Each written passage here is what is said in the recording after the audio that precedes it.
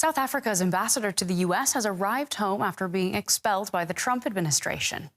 Ebrahim Rasool was welcomed at the Cape Town airport by crowds of cheering supporters. Rasool was ordered to leave the U.S. after Secretary of State Marco Rubio accused him of being a, quote, race-baiting politician who hates America and Trump.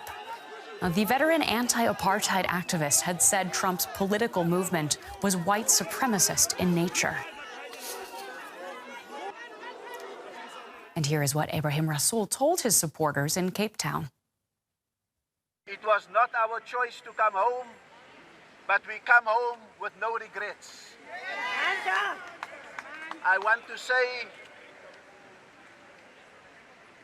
that we would have liked to come back with a welcome like this if we could report to you that we had turned away the lies of a white genocide in South Africa, but we did not succeed in America with that.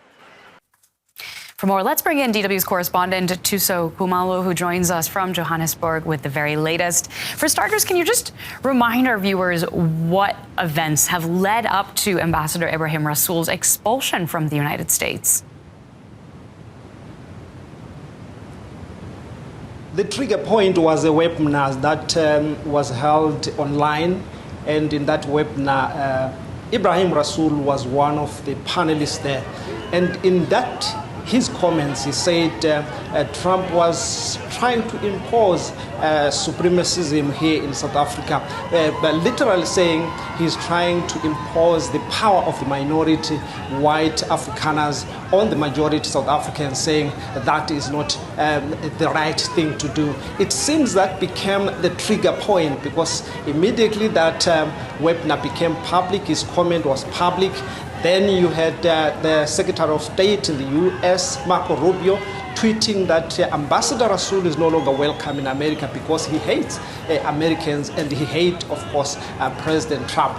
But analysts here saying that was just a trigger point, but there were a lot of things that had already happened. You remember that by that time, already America had suspended aid to South Africa, accusing South Africa of confiscating land and, of course, massively killing the white Afrikaners, which is something South Africa has denied. So the point is whether Rasool had said something at that particular time, the relations were still going to go sour after America's elections that were done prior to the expulsion of Rasool.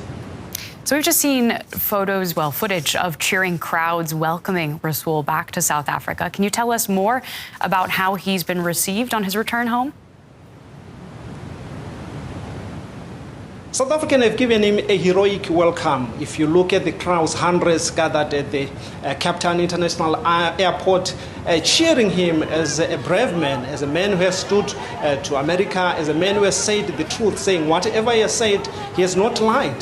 There is no genocide here in South Africa. There is no confiscation of land here in South Africa. A point, of course, some of the Afrikaners have also confirmed that it is not happening like what the Trump administration is saying. So they held him as a hero. This is a man who also fought apartheid, so he has a following there in the Cape Town. He has been the leader of the African National Congress there, so the supporters of the African National Congress came there to hail and praise him. In fact, some of the people that were there are even saying they want President Ramaphosa to stand up to Trump and not allow South Africa to be bullied, follow suit, follow what Rasool had said, to say the truth and the truth only.